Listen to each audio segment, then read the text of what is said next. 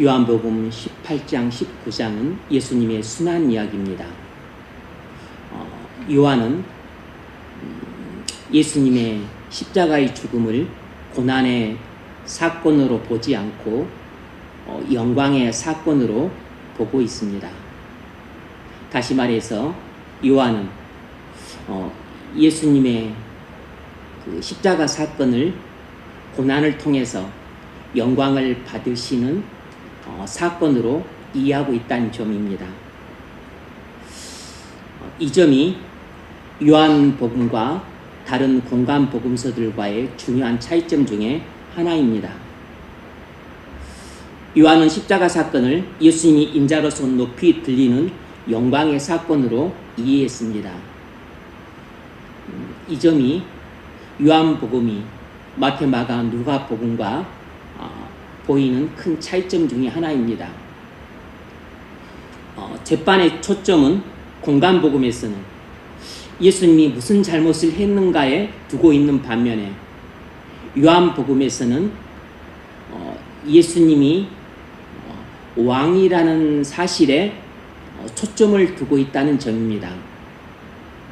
그래서 이 요한복음 19장만 하더라도 재판을 받고 있는데 예수님이 왕이냐 아니냐 하는 문제를 다루고 또 왕이라는 용어가 대단히 많이 등장을 합니다. 오늘 본문만 하더라도 왕이라는 용어가 3번이나 나옵니다.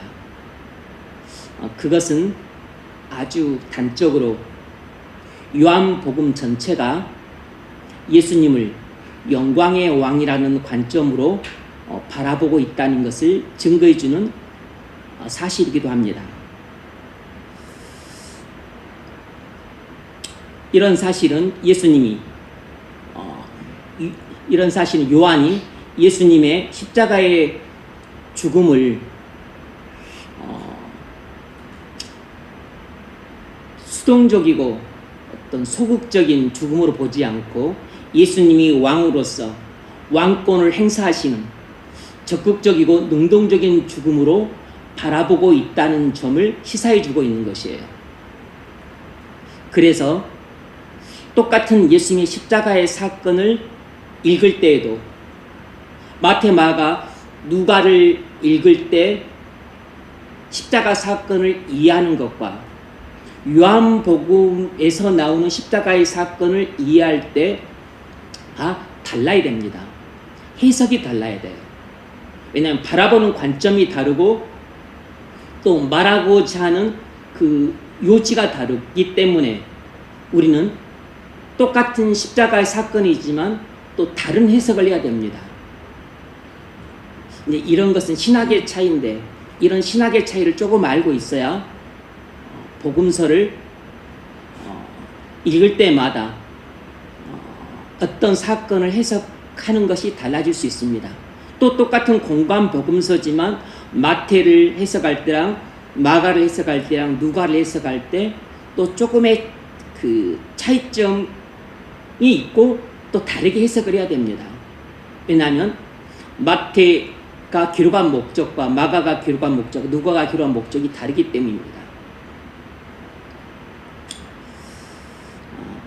오늘 본문을 통해 3가지 사실을 간단히 이야기하려고 합니다. 첫 번째가 가장 중요한 내용이고 주된 내용이에요. 첫 번째는 무엇이냐면 예수님의 십자가의 죽음은 유월절 어린 양으로서 대속의 죽음이라는 것입니다. 예수님의 십자가의 죽음은 유월절 어린 양으로서 대속의 죽음이라는 사실이에요. 14, 15, 16절 우리 같이 한번 읽을까요? 14, 15, 16절 시작.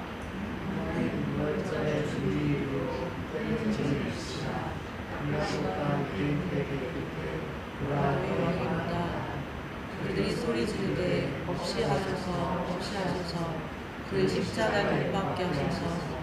빌라도가 이르되 내가 너희 왕을 십자가에 못 박으랴. 대제사장이 그를 대답하되 가이사 외에는 우리에게 왕이 없나이다 하니 이에 예수를 십자가에 못 박도록 그들에게 넘겨주리라. 아멘. 빌라도가 재판석에 앉아서 예수님께 십자가의 죽음을 선고하던 시각이 제6시였습니다. 오늘날로 치자면 12시 정오였어요.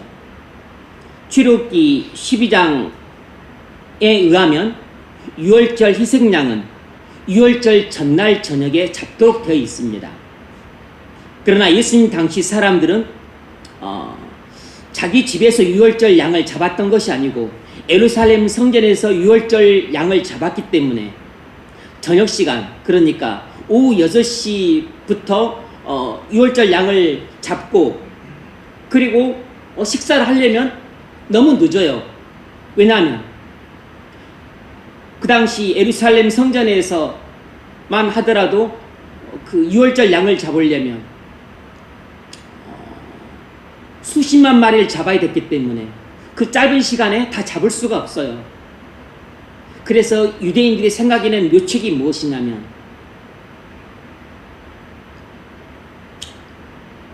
해가 지는 시각이 이제 정오니까 딱 정오 때 해가 그 정점에 이르고 이제 12시가 되면 해가 기울기 시작하잖아요. 그래서 저녁이라는 개념을 확대해서 12시부터 해가 지기 시작하니까, 그러면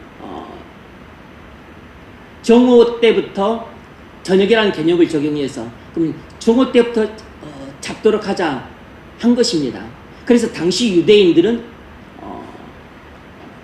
그 유월절 전날 오후 6시 이후부터 잡았던 게 아니고 그 정오 때부터 유월절을 지키기 위해서 어린 양을 잡았던 겁니다. 그러니까 유월절 어린 양을 잡는 시간이 유월절 전날 그 정오 때인데, 바로 이 유월절 전날 정오 때 예수님이 빌라도 앞에서 십자가 죽음을 선고받고 있었던 것입니다. 이 사실이 무엇을 보여주냐면, 바로 예수님의 십자가의 죽음은 유월절 어린 양으로서의 죽음이다 라는 사실을 강력하게 암시하고 있는 것입니다.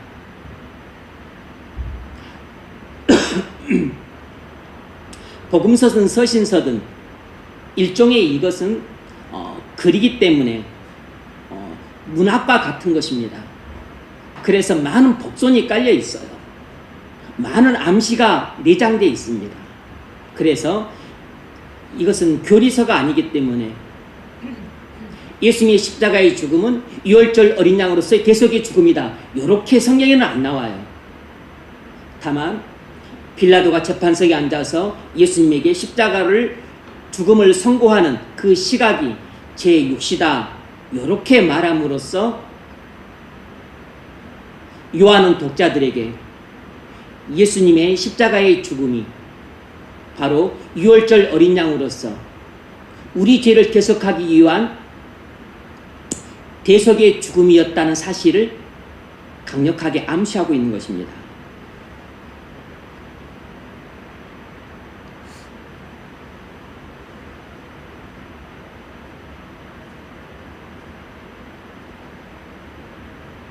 왜 예수님은 유월절 전날 정오에 십자가의 죽음을 선고받았을까요? 그것은 예수님의 십자가의 죽음이 유월절 어린 양으로서의 대속의 죽음이었기 때문입니다. 예수님이 십자가에 흘리신 피는 유월절 어린 양으로서 우리 죄를 대속하기 위하여 흘리신 피였어요. 출애굽기 12장을 보면 유월절 이야기가 나옵니다. 애굽의 바로가 종된 이스라엘 백성을 보내주지 않자 하나님이 최후의 수단으로 애굽에게 장자의 죽음이라고 하는 하나님의 심판을 선언합니다. 근데 애굽의 전체 장자의 죽음이라고 하는 하나님의 심판을 내리겠다고 선언했기 때문에 애굽에 있는 모든 사람과 그 생축에게는 장자와 첫 것들은 다 죽게 되어 있어요. 그래서 이 재앙을 피할 수는 없었습니다. 애굽에 있는 모든 사람들과 그리고 그 생축에게는 다 해당이 되었기 때문에. 그런데 하나님은 자기 백성 이스라엘 백성들에게 이 장자의 죽음이라고 하는 재앙을 피하려면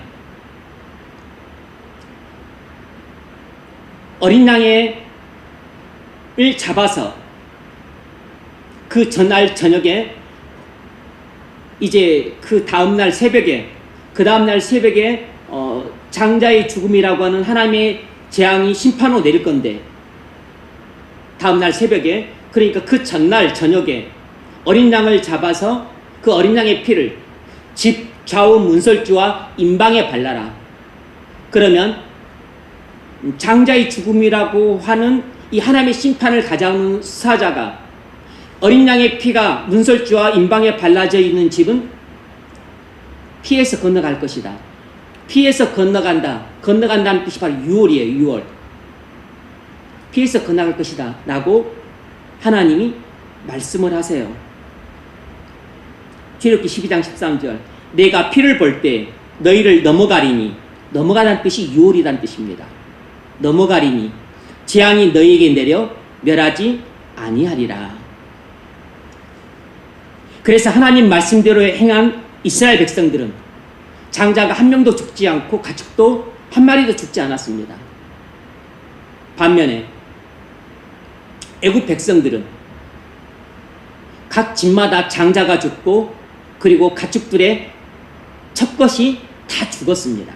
하나님의 심판을 받아 죽었어요. 이런 일이 있은 후에 하나님이 이스라엘 백성들에게 이날을 기념하라고 명령하십니다. 너희는 이날을 기념하여 여호와의 절기를 삼아 영원한 규례로 대대로 지킬지니라. 이것이 바로 유월절이에요. 여러분, 하나님은 공의로우신 분이셔서 죄를 미워하심으로 반드시 심판하십니다. 우리는 모태에서 죄성 갖고 태어나서 죄 가운데 살았던 죄인들입니다.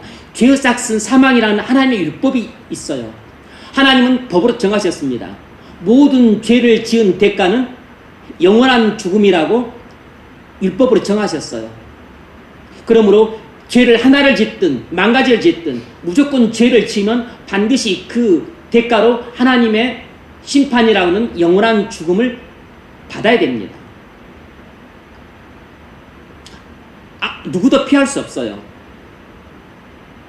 우리는 모두 죄를 지었기 때문에 하나님의 진노의 심판을 받아야 합니다. 애굽에서 살았던 애굽 백성과 이스라엘 백성들이 모두 장자의 죽음이라는 하나님의 심판을 받았듯이 우리도 우리 죄에 대한 영원한 죽음이라는 하나님의 심판을 받아야 합니다. 어떻게 우리가 영원한 죽음이라는 하나님의 심판을 피할 수 있을까요? 그것은 우리가 예수님의 십자가의 대속의 피를 믿음으로써만 하나님의 심판을 피할 수 있습니다. 장자의 죽음이라는 하나님의 심판을 어린 양의 피를 집 문설주와 임방에 바르지 않았던 애굽 백성들은 받았지만, 어린 양의 피를 집 문설주와 임방에 발랐던 이스라엘 백성들은 장자의 죽음이라는 하나님의 심판을 받지 않고 피할 수 있었습니다.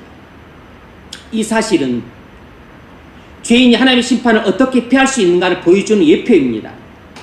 이스라엘 백성들이 어린 양의 피를 발라 장자의 죽음이라는 하나님의 심판을 피했던 것처럼 우리도 진정한 유월절 어린 양이신 예수님의 십자가의 대속의 피를 믿음으로써 하나님의 진노의 심판에서 구원받을 수 있습니다. 바로 이 진리를 우리에게 가르쳐주기 위해서 모세 당시 애굽에서 이 유월절 사건이 일어났던 것입니다. 예수님은 1500년 전에 일어난 출애굽기 12장의 유월절 사건을 실제로 성취시키기 위해서 십자가에 달려 인류의 모든 죄를 지고 하나님의 심판을 우리 대신 받으셨습니다. 그러므로 예수님의 십자가의 죽음은 유월절 어린 양으로서 우리의 모든 죄를 대속하신 죽음이었습니다. 예수님의 십자가의 죽음은 유월절의 진정한 성취였어요. 애굽에서 하나님이 내리셨던 장자의 죽음이라고 하는 그 하나님의 심판을 피하기 위해 어린 양의 피를 진 문설주와 임방에 발라 이스라엘 백성들이 구원받았던 것은 하나의 모형이에요. 모형. 이러한 구원 사건이 장차 일어날 것인데 어떻게 일어날 것이냐면 바로 온 세상의 구주이신 예수님이 이 땅에 오셔서 우리의 모든 죄를 지고 십자가에서 하나님의 심판을 대신 받으심으로써 십자가에서 계속의 피를 흘리심으로써 그 피를 믿는 자마다 하나님의 진노의 심판으로부터 구원받게 될 것이라는 것을 이 모형이 보여준 것입니다. 그리고 이 모형을 예수님의 십자가의 죽음으로 성취하신 것이에요. 그러므로 이 유월절 어린 양의 피는 예수님의 십자가의 피의 모형이고 그리고 예수님의 십자가의 피가 원형입니다. 그러니까 예수님의 십자가의 죽음은 유월절 어린 양의 사건을 실제로 성취시킨 사건이에요. 그래서 우리는 이것을 모형이라고 부르고 예수님의 십자가의 죽음을 원형이라고 부르는 것입니다. 이 유월절 사건을 통해서 장차 온 세상의 구주가 이 땅에 오셔서 어린 양의 피를 바른 집마다 구원을 받았던 것처럼 유월절 어린 양으로 오신 예수님의 피를 믿는 사람마다 하나님의 진노의 심판으로부터 구원받게 될 것이라는 것을 가르쳐 준 것입니다.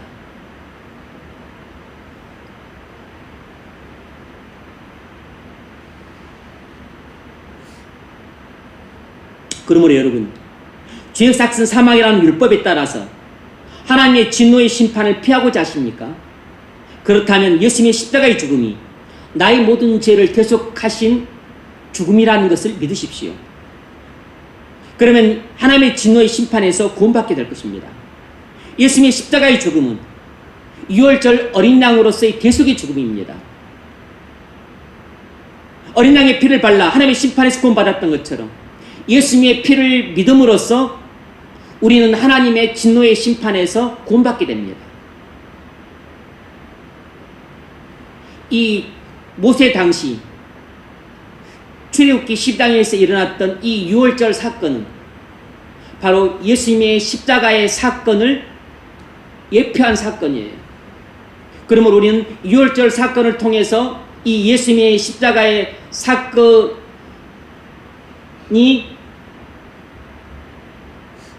유월절 사건의 성취라는 걸 알 수 있고, 그래서 우리는 구약을 읽으면서도 이 예수님의 십자가의 사건을 생각해야 되고, 우리는 이 신약에서 일어난 예수님의 십자가의 사건을 보면서 구약에 있는 유월절 사건을 떠올려야 되는 것이에요.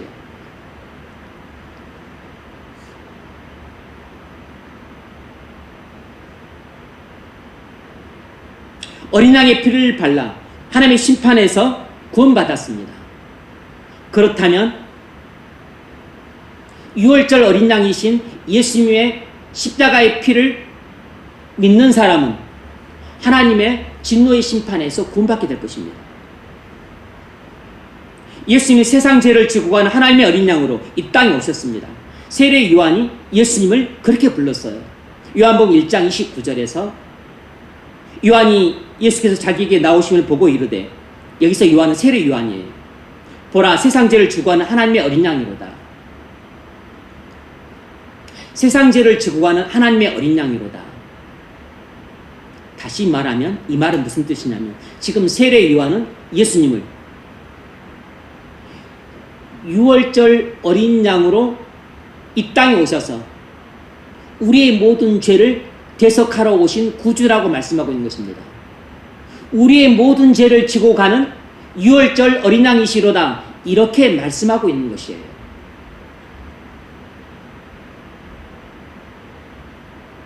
요한은 유월절에 이루어지는 예수님의 십자가의 죽음이 유월절 어린 양으로서 우리 죄를 지고 가는 죽음이라는 것을 증거하고 싶었던 것입니다. 그래서 이날은 유월절이 중비일이요 때는 제6시라 이렇게 기록을 하고 있습니다. 이것이 바로 문학적으로 말하자면 복선이에요. 복선. 그런데 예수님의 유월절 어린 양으로서 죽음이 어떻게 이루어집니까? 유대인들의 미움과 분노에 찬 요구에 의해서 이루어집니다. 15절 그들이 소리 지르되 없이 하소서 없이 하소서 그를 십자가에 못 박게 하소서. 여기서 없이 하다라는 단어는 요한복음 1장 29절에 나온 세상 죄를 지고 한 어린 양이로다. 여기서 지고 가다라는 단어와 똑같은 단어로 헬라어로는 아이로라는 단어입니다. 없이 하다, 지고 하다 똑같은 단어예요. 그러니까 유대인들은 예수님을 이 땅에서 제거해 주소서, 제거해 주소서. 그를 십자가에 못 박아서 이 땅에서 제거해 주소서. 이렇게 요청하고 있는 겁니다. 그런데 예수님이 어떤 분이시라고요? 세상 죄를 제거하는 하나님의 어린 양으로 이 땅에 오셨다는 것입니다. 예수님이 세상의 죄를 없애기 위해서는 유월절 어린 양으로서 십자가 죽음을 통해 세상에서 없어져야만 했습니다. 예수님의 십자가의 죽음은 유월절의 진정한 성취예요. 한 가지 아이러니한 일이 있습니다. 유대인들은 출애굽기 12장에 기록된 하나님의 명령을 따라서 유월절을 지킨다고 어린 양을 잡고 야단 법석을 떨면서 정작 진정한 유월절 어린 양으로서 유월절을 성취하러 오신 예수님을 자기들 손으로 십자가에서 죽이는데 앞장서고 있었습니다. 여러분, 얼마나 앞뒤가 안 맞는 행동입니까? 우리는 세속적 삐빠꾸리라 그러는데 앞뒤가 안 맞아. 앞뒤가. 그들은 하나님이 명령하신 그 유월절을 유대의 절기 중에서도 가장 중요한 절기죠. 이 유월절을 지킨다고 어린 양을 잡아서 또 그 전날 저녁에 먹고 또 무기봉을 먹고 막 야단 법석을 떨면서 아주 그냥 시끌벅적하게 유월절을 지킨다고 하면서 정말로 이 유월절 절기를 성취하러 오신 유월절 어린 양이신 그 예수님을 그들은 자기 손으로 죽여서 예수님의 피를 흘리고 있는 것입니다. 그들은 예루살렘 성전에서는 어린 양을 잡아 죽여서 피를 흘리고 있는데 또 다른 한편으로는 정말로 그 유월절 어린 양으로서 자신들의 죄를 대속하러 오신 그 예수님을 잡아서 자기들 손으로 피를 흘리고 있는 것이에요. 기가 막힌 일 아닙니까? 하나님이 이처럼 악인들의 손을 빌려서 하나님의 놀라운 구속의 역사를 이루어가고 계신다는 사실이에요. 그래서 악인은 악인대로 쓸모가 있고 의인들은 의인대로 쓸모가 있는 것입니다. 악인들은 악한 일을 위해서 났고 의인들은 의를 위해서 이 땅에 난 것입니다.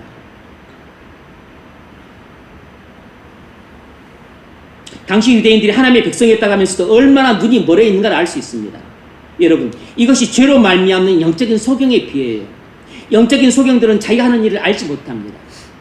그래서 예수님이 십자가에 달려 죽으시면서도 이렇게 말씀하셨어요. 누가복음 23장 34절 예수께서 이르시되 아버지 저들을 사하여 주옵소서 자기들이 하는 것을 알지 못함입니다. 왜 자기들이 하는 것을 알지 못하죠? 영적인 소경이기 때문입니다. 우리가 죄로 말미암아 영적인 소경이 되면 우리 손으로 예수님을 십자가에 못 박아 죽이는 일을 하면서도 모릅니다. 영적인 소경들은 자기 죄를 보지 못하고 자기 죄를 깨닫지를 못해요. 이것이 영적인 소경들의 비입니다. 죄는 우리 눈을 멀게 하기 때문에 아직 죄신 받지 못한 사람들은 영적인 소경 상태에 있습니다. 그래서 당시 유대인들처럼 자기 손으로 예수님을 십자가에 못 박아 죽이면서도 내가 예수님 십자가에 못 박아 죽인지를 모르고 있어요. 바로 이런 불쌍한 영적인 소경의 눈을 뜨게 하시고 영원한 죽음이라는 하나님의 심판에서 구원하시려고 예수님이 유월절 어린 양으로서 십자가에서 대속의 피를 흘리셨던 겁니다. 예수님의 십자가의 죽음은 유월절 어린 양으로서 우리를 하나님의 심판에서 구원하시기 위한 죽음이었습니다. 그러므로 예수님의 십자가의 피는 유월절 어린 양의 대속의 피예요. 그러므로 어린 양의 피를 진 문설주와 좌우 임방에 발라서 하나님의 심판으로부터 구원받았다면, 진정한 유월절을 성취하러 오신 유월절 어린 양이신 예수 십자가의 피를 믿는 사람들은 영원한 죽음이라는 하나님의 진노의 심판에서 구원받게 될 것입니다. 출애굽기 12장의 유월절 사건은 이 진리를 우리에게 가르쳐주고 있고, 그리고 요한은 오늘 본문을 통해서 바로 십자가에 달리시는 예수님이 우리 죄를 대속하러 오신 진정한 유월절 어린 양이라고 우리에게 말해주고 있는 겁니다. 모세 당시 이스라엘 백성들이 어린 양의 피를 발라 하나님의 심판에서 구원받았다는 걸 믿으십니까? 그렇다면 하나님의 진노의 심판에서 구원받고자 한다면 예수님이 유월절 어린 양으로서 우리를 위해 대속의 피를 흘리셨음을 믿으십시오. 그러면 하나님의 진노의 심판에서 구원받게 될 것입니다. 예수님의 십자가의 피는 유월절 어린 양으로서 대속의 피입니다. 어린 양의 피를 집 문설주와 좌우 임방에 발라서 하나님의 심판에서 건진받았다면 우리는 예수님의 십자가의 피가 나의 모든 죄를 대속하신 피라는 것을 믿음으로써 지옥 형벌과 하나님의 진노의 심판에서 구원받게 됩니다. 그러므로 어린 양의 피를 발랐듯이 예수님의 피를 믿으십시오. 그래서 하나님의 진노의 심판에서 구원받게 되시길 바랍니다. 두 번째는 예수님이 우리의 왕이시라는 것입니다. 14절 빌라도가 유대인에게 이르되 보라 너희의 왕이로다. 하나님이 빌라도의 위를 빌려서 예수님이 우리의 왕이시라고 선포하고 계십니다. 예수님은 우리의 왕이십니다. 예수님은 왕이시지만 이 세상에서 의미하는 왕이 아니에요. 예수님이 왕으로서 다스리시는 나라는 하나님 나라입니다. 하나님 나라는 로마 제국이나 대한민국처럼 눈에 보이는 그런 세상적인 나라가 아닙니다. 요한복음 3장에서 예수님이 말씀하셨던 것처럼 하나님 나라는 인간의 출생을 통해서 들어가는 나라가 아니고 오직 성령의 거듭남을 통해서만 들어갈 수 있는 영적인 나라예요. 예수님은 눈에 보이지 않는 하나님 나라의 왕이십니다. 우리가 하나님 나라에 들어가려면 거듭나야 합니다. 우리가 거듭나려면 예수님이 십자가에서 대속의 피를 흘리셨음을 믿어야 됩니다. 우리는 예수님의 십자가의 죽음이 유월절 어린 양으로서 대속의 죽음이라는 것을 믿을 때에만 성령으로 거듭나서 하나님 나라에 들어가게 됩니다. 내가 진실이 진실로 너에게 이르노니 사람이 거듭나지 아니하면 하나님 나라를 볼 수 없느니라. 사람이 물과 성령으로 나지 아니하면 하나님 나라에 들어갈 수 없느니라 그랬습니다.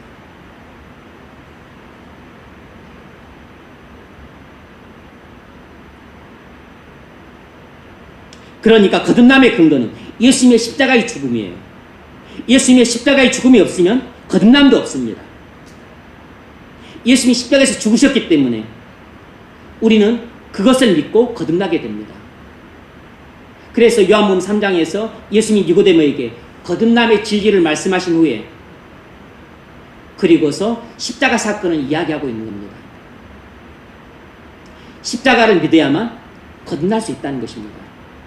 사람이 거듭날 수 있는 근거는 바로 예수님의 십자가의 사건 때문이에요. 하나님 나라는 거듭난 사람만 들어갈 수 있습니다. 우리를 하나님 나라에 들어가기 위해서 예수님이 십자가에서 우리의 모든 죄를 지고 죽으셔야만 했습니다. 그래서 예수님이 십자가에서 죽으신 것은 힘이 없어서가 아니고 하나님 나라의 왕으로서 하나님 나라의 백성들을 살리기 위해 죽으신 것입니다. 왕으로서 백성들을 살리기 위해 자발적으로 십자가에서 죽으신 것이에요. 백성을 사랑하는 진정한 왕은 백성들을 위해 군림하는 것이 아니라 오히려 백성들을 위해 자발적으로 죽습니다. 진정으로 훌륭한 왕은 백성들을 위해 군림하고 압제하고 폭력을 행사하는 게 아니고 오히려 백성을 섬기는 종으로 봉사를 합니다. 그런 진정한 왕도를 누가 보이시냐면 예수님이 보이셨어요. 이것이 예수님이 우리에게 보여주신 진정한 왕도입니다. 왕이신 예수님이 우리를 위해 죽으심으로써 우리를 살리셨습니다. 그러면 살아난 우리는 더 이상 우리 자신을 위해 살지 않고 예수님을 위해 살아야 되고 예수님을 위해 죽어야 됩니다. 이것이 하나님 나라의 군신간의 도의예요. 유교에서도 군신유의라고 임금과 신하 간에는 도리가 있어야 된다 그랬습니다. 의가 있어야 된다 그랬어요. 세상의 학문인 유교에서도 군신유의, 임금과 신하 간에는 의가 있어야 된다고 했는데 하나님 나라에서 말할 것도 없죠. 하나님 나라에서도 군신 간에 도리가 있는 것입니다. 그 하나님 나라의 군신 간의 도리를 예수님이 이렇게 말씀하셨습니다. 마태복음 16장 24절에서 예수께서 제자들에게 이르시되 누구든지 나를 따라오려거든 자기를 부인하고 자기 십자가를 지고 나를 따를 것이니라. 자기를 부인하고 자기 십자가를 지고 나를 따를 것이니라. 이것은 하나님 나라 백성인 우리가 하나님 나라 왕이신 예수님을 살았을 때는 이렇게 섬겨한다는 것입니다. 우리가 백성으로서 살아있을 때는 하나님 나라 왕이신 예수님을 어떻게 섬겨야 되냐면 나를 부인하고 그리고 주님이 내게 맡겨주신 십자가를 지고 살아감으로써 왕이신 주님을 섬겨야 돼요. 그러면 죽을 때는 예수님을 위해서 기꺼이 내 목숨을 아까워하지 않고 죽어야 됩니다. 그걸 25절에서 말하고 있습니다. 누구든지 제 목숨을 구원하고자 하면 잃을 것이요 누구든지 나를 위하여 제 목숨을 잃으면 찾으리라. 뭘 말하고 있는 것이죠? 하나님 나라 왕이신 예수님은 하나님 나라 백성인 우리를 위해 우리를 살리기 위해 우리의 죄를 계속해서 하나님의 진노의 심판에서 구원하시기 위해 십자가에서 우리 대신 하나님의 진노의 심판을 받아 죽으셨어요. 단순히 죽기만 한 것이 아니고 하나님의 진노의 심판을 대신 받으셨습니다. 이것은 단순히 죽는 차원과는 다른 것이에요. 하나님의 진노의 심판 대신 받으셨다는 것은 우리가 받아야 될 영원한 지옥의 형벌을 영원토록 주님이 받으셨다는 뜻입니다. 그래서 우리 대신 영원히 죽으심으로써 우리를 영원히 살리시고 우리에게 영원한 생명을 주셨어요.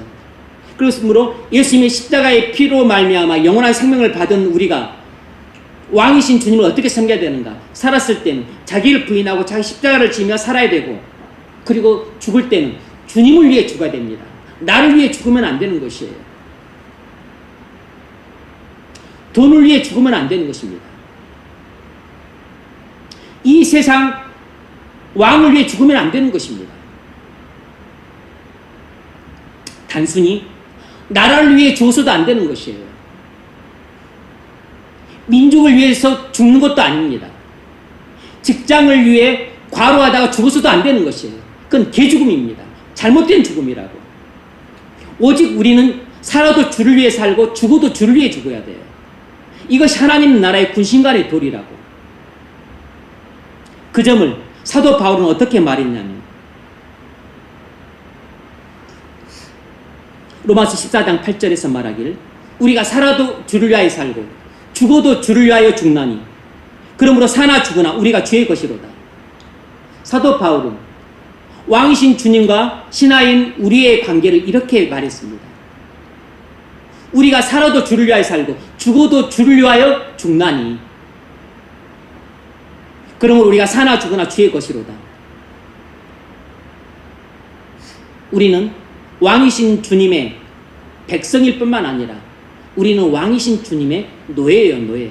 우리는 왕이신 주님의 소유입니다. 왜냐하면 주님이 핏값으로 우리를 사셨기 때문입니다. 우리를 속량하셨기 때문이에요. 여러분, 예수님이 여러분의 왕이십니까? 여러분이 왕이신 예수님의 말씀에 순종하면 여러분 마음에 하나님 나라가 건설됩니다. 하나님 나라가 여러분 안에 건설이 되면 여러분 안에 의와 평강과 여러분이 희락을 누리게 됩니다. 왕이신 예수님의 통치에 순종할 때만 여러분 안에 하나님 나라가 건설되고 하나님 나라가 건설되었다는 증거는 여러분이 하나님과 올바른 관계를 맺고 하나님이 주시는 평안을 누리고 그리고 하나님만 주실 수 있는 희락을 누리게 됩니다. 병상에서도 희락을 누리고 실직한 상태 희락을 누리고 사랑하는 사람이 죽었을 가운데서 희락을 누리고 내가 지금 고통과 슬픔 가운데에서도 하나님이 주신 희락을 누리게 됩니다. 이것이 왕이신 주님을 우리가 왕으로 섬기고 그의 통치에 순종할 때 왕이신 주님이 백성인 우리에게 주시는 신령한 복락이에요. 복락. 우리가 이 땅에서는 우와 평강과 희락을 영적 형태로만 누리지만 영광스러운 하나님 나라에서는 영육간의 완전한 형태로 누리게 됩니다. 그것을 천국에서 누리는 영원한 생명, 영광스러운 삶이라고 불러요.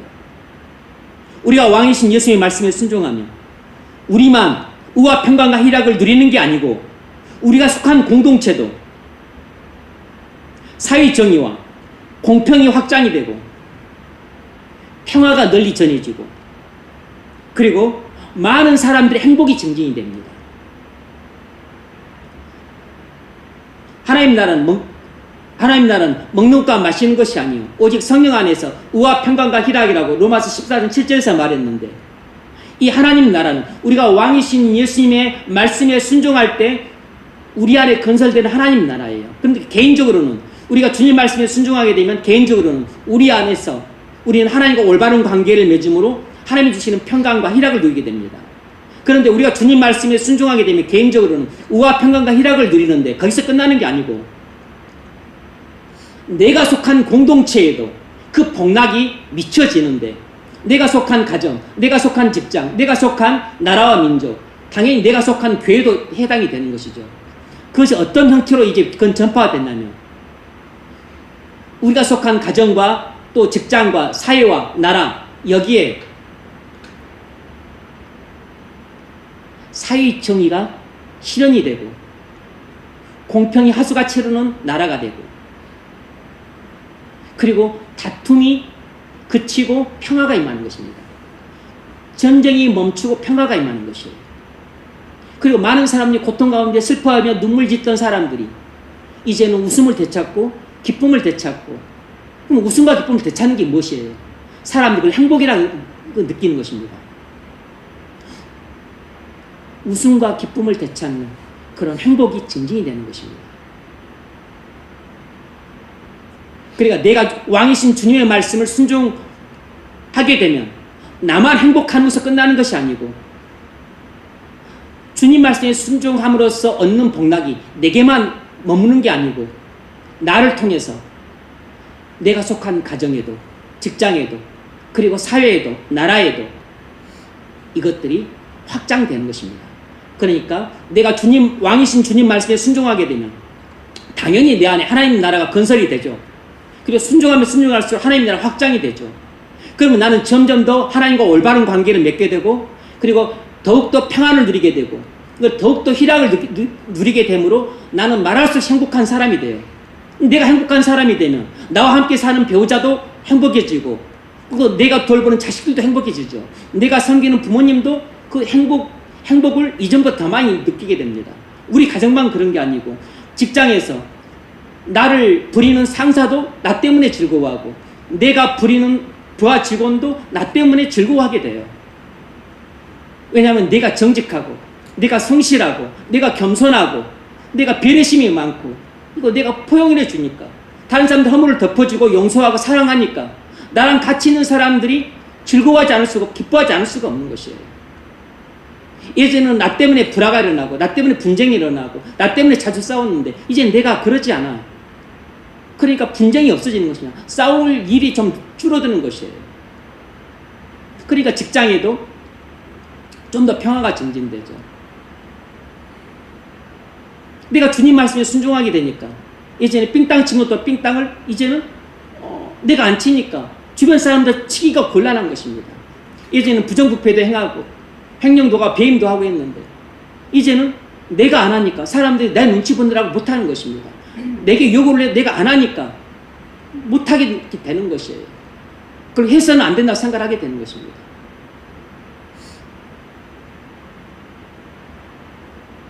그래서 나 때문에 많은 사람들이 예전보다 조금 더 웃게 돼요. 조금 더 기뻐하게 됩니다. 이것이 사회에도 전해지는 것이고 나라에도 전해지는 것이에요.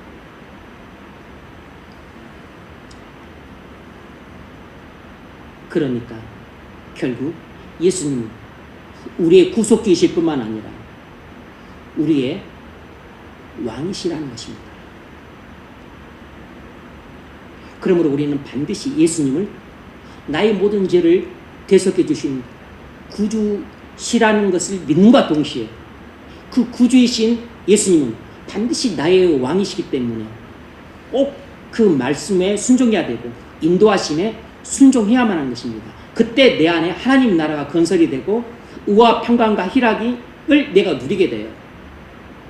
그럴 때 우리 가정에 웃음과 기쁨이 그리고 은혜와 평강이 넘치게 되고 직장도 살아나고 그리고 이 나라도 살아나게 되는 것입니다.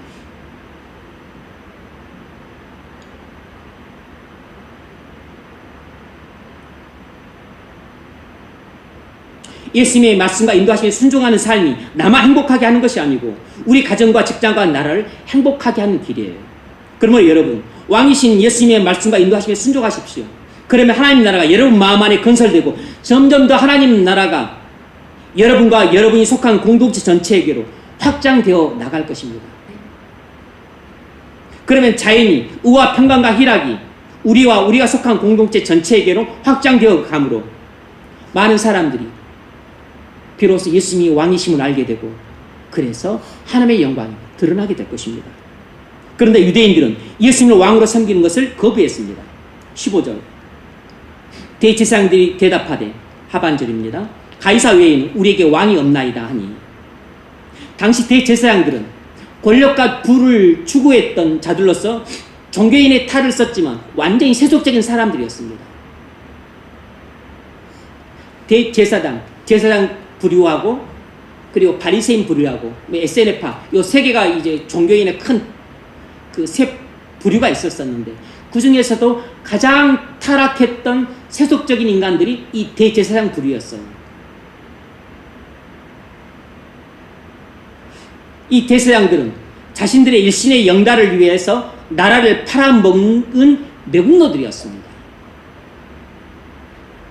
이들은 권력을 차지하고 그리고 돈을 차지하기 위해서라면 자신들의 양심도 팔아먹고 민족도 팔아먹고 나라도 팔아먹는 매국노들이었어요. 나중에 이제 그 AD 70년에 디도에로 말미암아 예루살렘이 함락이 되고 유대계가 멸망했었을 때 그때 맨 먼저 유대의 나라를 버리고 다른 나라로 튀었던 사람들이 바로 이 매국노 대제사장들이었습니다. 그들은 눈이 멀어 예수님이 그리스도이심을 알아보지 못했는데 이는 유대인들 일반적인 영적인 상태였습니다. 유대인들이 예수님을 왕으로 섬기기를 거부하고 가이사를 왕으로 섬기겠다고 말했습니다. 그런데 이 말이 얼마나 유대인 전체에게 비극적이고 통탄할 만한 하나님의 진노의 심판을 가져왔는지 몰라요. 하나님은 유대인들이 말한 대로 유대인들을 받아들이셨습니다. 그래서 이 대제사장들의 입을 통해 그들이 말했던 대로 가이사 외에는 우리에게 왕이 없나이다 말하면서 진정한 하나님 나라의 왕이신 예수님을 거부하고 이것은 하나님을 왕으로 거부한 것이에요. 하나님을 왕으로 섬기기를 거부하고 예수님을 왕으로 섬기기를 거부하고서 로마 황제만이 우리의 왕이라고 그렇게 너희들이 말했지 하나님은 그들에게 그대로 집행을 하셨습니다. 그래서 그들이 그 말한 이후로 유대인들은 AD 70년에 디도 장군에 의해서 예루살렘 성이 함락되고 유대가 망하면서 끔찍한 심판을 받게 됩니다. 그리고 그 결과 그들은 나라를 잃고 예루살렘 성이 함락될 때 예루살렘에 있던 유대인들 110만 명을 학살하고 그리고 30만 명 가까이가 로마로 끌려가요. 그러면서 유대인들이 완전히 뿔뿔이 흩어집니다. 그리고 그 나라를 잃게 돼요. 그들은 팔레스타인 땅에 살 수 없게 되었습니다. 왜냐하면 남겨두지 않았으니까.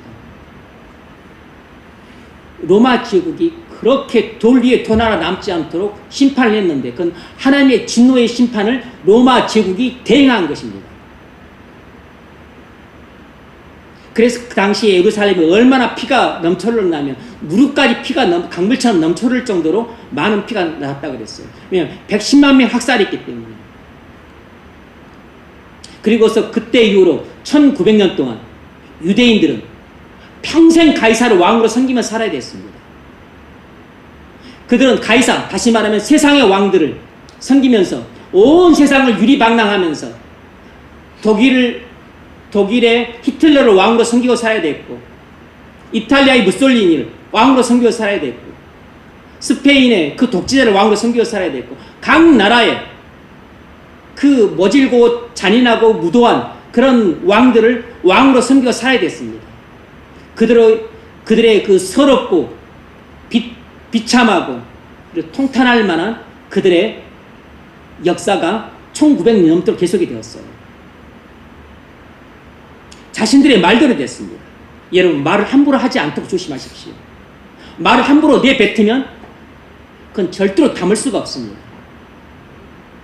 반드시 부메랑이 되어 돌아와서 자신의 뒤통수를 칩니다.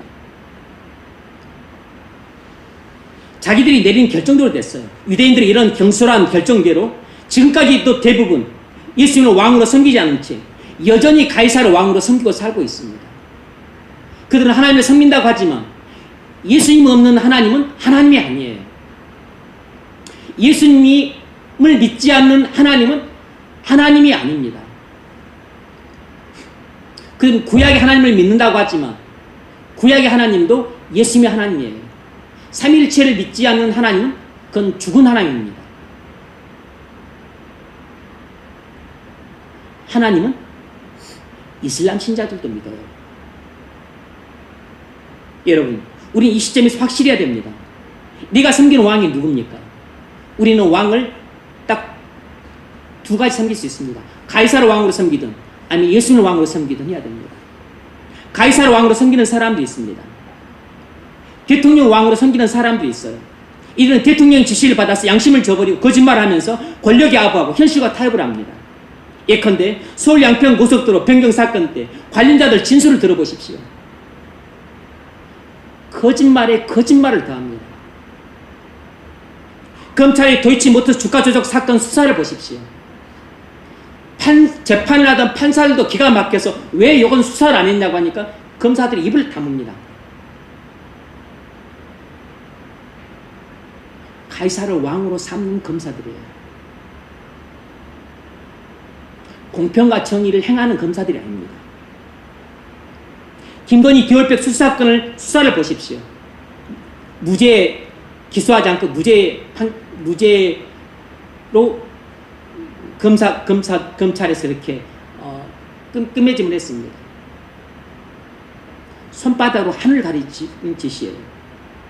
최상병 사건 청문회 관련자 증언을 보십시오. 거짓말에, 궤변에, 변명에, 그리고 책임 전가에 들을 수가 없고 볼 수가 없습니다. 속불이 터져서. 눈에 보이는 사람을 왕으로 섬기는 사람들은 협박에 굴복하고 절대로 손해보지 않고 그리고 이익을 얻는 쪽으로 선택을 합니다.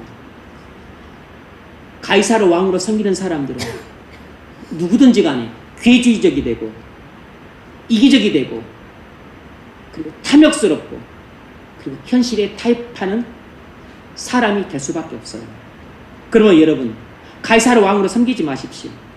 그러면 여러분은 왕이신 예수님을 잃게 되고 하나님 나라도 잃게 되고 그리고 의와 평강과 희락도 잃게 될 것입니다. 모든 것을 잃게 됩니다. 유대인들처럼 모든 것을 잃게 돼요. 예수는 왕으로 섬기는 사람도 있습니다. 사도행전 4장 17절 이하를 봅니다. 예수 복음을 전하는 사도들을 미워해서 사내들이는 공의가 소집이 되어서 이 베드로와 요한에게 더 이상 예수 복음 전하지 말라고 협박을 합니다. 이제 너희들 전하면 너희도 옥에 가두고 매를 때리고 죽이겠다 협박을 합니다. 그때 베드로와 요한이 어떻게 대꾸를 하냐면 베드로와 요한이 대답하여 가로되 하나님 앞에서 너희의 말을 듣는 것이 하나님의 말씀을 듣는 것보다 옳은가 판단하라. 우리는 보고 들은 것을 말하지 아니할 수 없다 하니, 산헤드린 공의가 베드로와 요한에게 예수를 전하지 말라고 이렇게 협박을 했었을 때 베드로와 요한은 단호히 거부합니다. 그래서 그들은 너희가 감옥에 우리를 가두든 죽이든 상관없이 우리는 예수님이 구주시라는 복음을 전해야되겠다고 담대히 선언을 합니다. 이것이 바로 예수님을 왕으로 섬기는 사람들의 모습이에요. 여러분, 그리스도인은 예수님을 왕으로 섬기는 사람들입니다. 사람들의 말을 듣지 않고 예수님의 말씀을 듣는 사람들이에요. 우리가 예수님의 말씀을 듣지 않고 사람들의 말을 듣는다면 우리는 가이사를 왕으로 섬기는 사람들입니다. 그러면 유대인들이 나라 잃고 평생 가이사를 왕으로 섬기지 유리방황했듯이 우리는 왕이신 예수님을 잃게 되고 평생 사람을 왕으로 섬기면서 하나님 나라에서 쫓겨나서 평생 유리방황하면서 살게 되는 비극적인 생을 맞게 됩니다. 우리가 예수님을 왕으로 섬기는 사람들이라면 대통령의 말도 들었으면 안 되고, 사장의 말도 들었으면 안 되고, 부모의 말도 들었으면 안 되고, 배우자의 말도 들었으면 안 되고, 친구의 말도 들었으면 안 됩니다.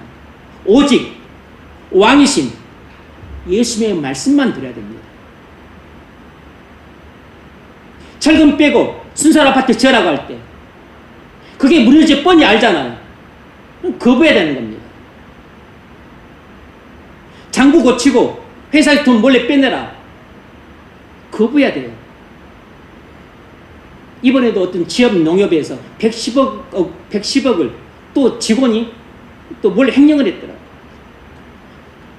은행권에서 뭐 110억, 뭐 1600억 그렇게 돈들 횡령을 합니다. 전부 가이사를 왕으로 섬기는 사람들 하는 짓이에요. 여러분, 예수님만이 우리의 왕이십니다. 우리가 살아도 주를 위하여 살고 주를 위하여 죽을 위하여 죽나니 그러므로 사나 죽으나 우리가 주의 것이로다. 마지막 세 번째는 그리스도인은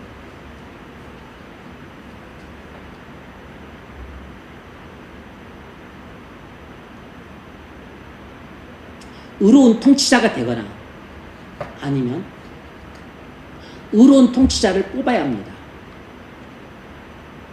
그리스도인은 의로운 통치자가 되거나 아니면 의로운 통치자를 뽑아야 돼요. 오늘 본문 15절을 보면 16절을 보면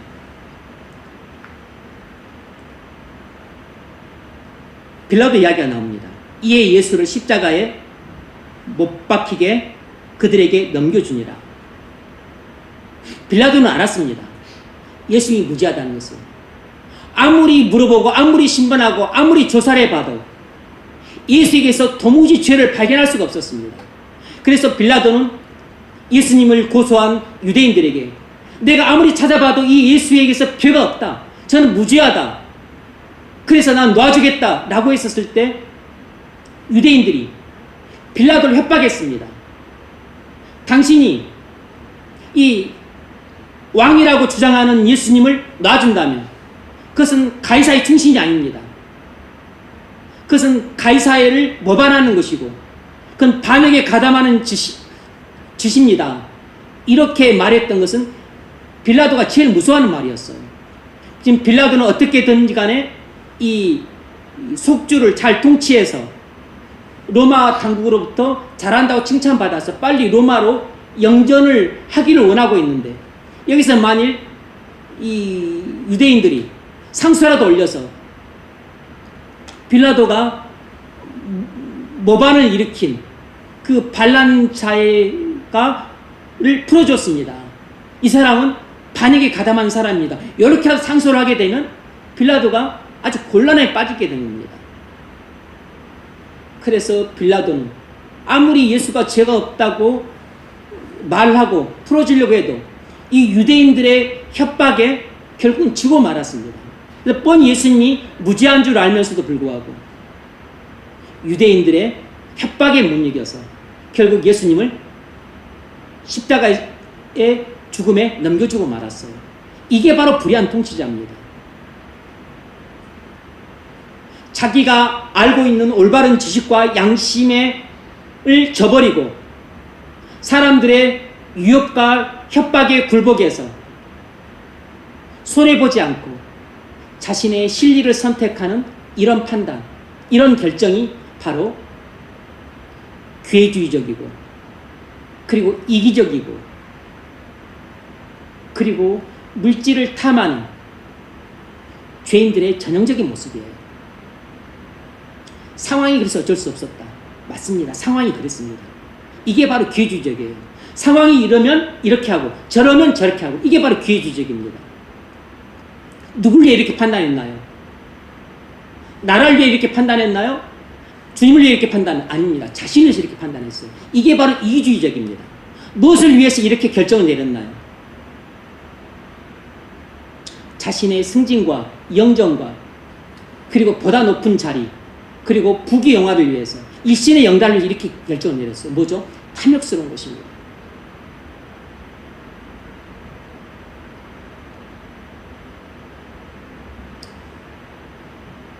진정한 왕도는 예수님이 보여주셨어요. 왕은 백성들을 위해 군림해서 그들을 학대하고 부려먹고 그리고 그들을 통해서 자신의 유익을 취하는 것이 아니고 오히려 자신이 다스리는 백성들의 복락을 위해서 오히려 자신을 기꺼이 희생시키는 사람입니다.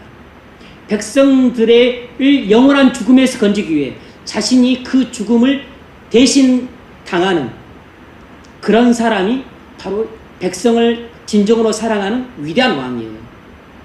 예수님만이 우리에게 진정한 왕도가 무엇인지를 보여주셨습니다. 의로운 왕이란 예수님과 같은 왕입니다. 우리나라의 통치자가 예수님과 같은 자기를 죽여서 백성들을 살리는 왕인가요? 아니면 자신의 탐욕과 이심을 채우기 위해서 백성들의 정당한 요구에 귀를 틀어막는 불통의 왕인가요?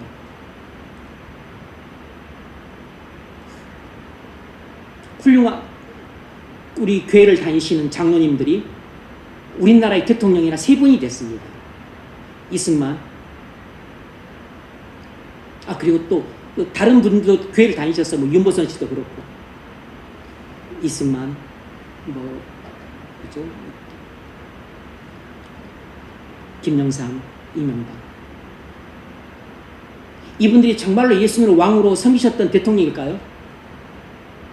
그래서 그분들이 왕이신 예수님의 말씀에 순종함으로써 본인들 안에 하나님 나라가 건설되어서 의와 평강과 희락을 본인들이 누리고 본인들 때문에 그래서 이 나라 이 사회에도 사회의 정의가 확장이 되고 공평이 넘치는 사회가 됐나요?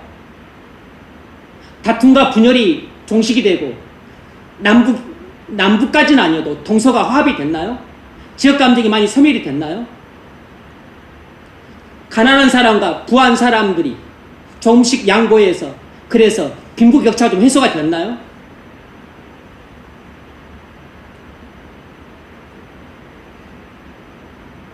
공평과 정의가 하수까지는 아니더라도 공평과 정의가 이들의 통치를 통해서 조금이라도 증진이 되었습니까?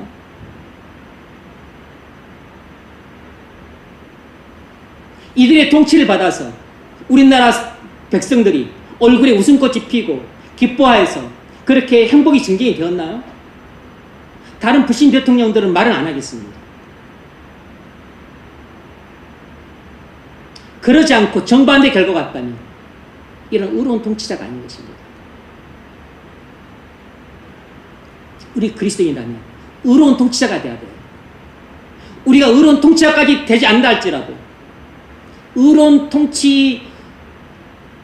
통치자가 된 사람이 의로운 통치를 할 수 있도록 기도할 수 있어요. 그래서 우리에게 디모데전서에서 위정자들을 위해서 기도하라고 하는 것입니다. 그리고 우리가 선거와 투표를 통해서 누가 어떤 사람인지 정확하게는 몰라도 왕이신 예수님이 통치를 하듯이 그렇게 의로운 통치를 행함으로써 이 땅에 공평과 정의가 하수가 채르는 나라가 되게 만들 수 있는 그런 사람을 통치자로 뽑는 데에는 우리가 동조를 해야죠.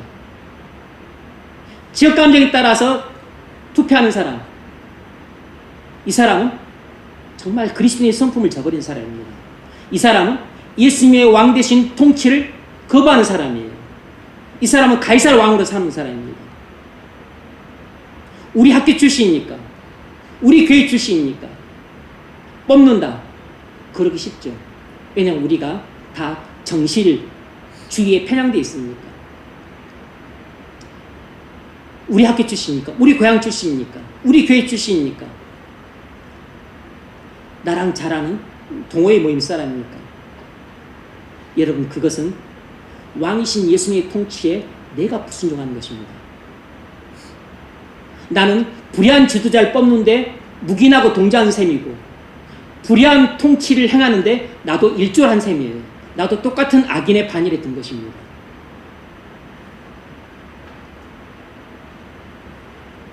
우리는 할 수만 있다면 높은 권력이나 지위를 얻는 자리에 나가는 것을 주저할 필요는 없습니다. 하지만 권력이나 지위를 얻는 것이 중요한 것이 아니고, 권력이나 지위를 얻는 자리에 나갔다면 의로운 통치를 해야 됩니다. 의로운 통치.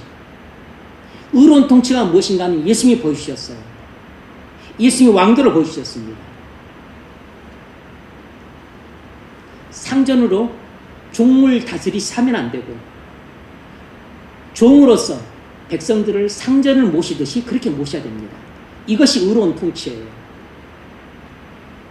백성을 위해서라면 기꺼이 십자가에 못 박아 죽임을 당하고 자기를 부인하듯이 그런 삶을 살 수 있는 사람이어야 됩니다. 우리가 앞으로 대통령을 뽑으려면 그와 같이 할 수 있는 사람을 뽑으셔야 돼요. 그리고 누구든지 대통령이 됐다면 이런 의로운 통치를 할 수 있도록 항상 기도를 하셔야 됩니다. 말씀을 맺겠습니다. 예수님의 십자가의 죽음은 유월절 어린 양으로서 대속의 죽음이에요. 예수님이 바로 우리의 죄를 대속하기 위해 십자가에서 죽으신 구주실 뿐만 아니라 바로 그 예수님이 나의 왕이십니다. 예수님은 나의 구주이시면서 또 다른 한편으로 나의 왕이세요.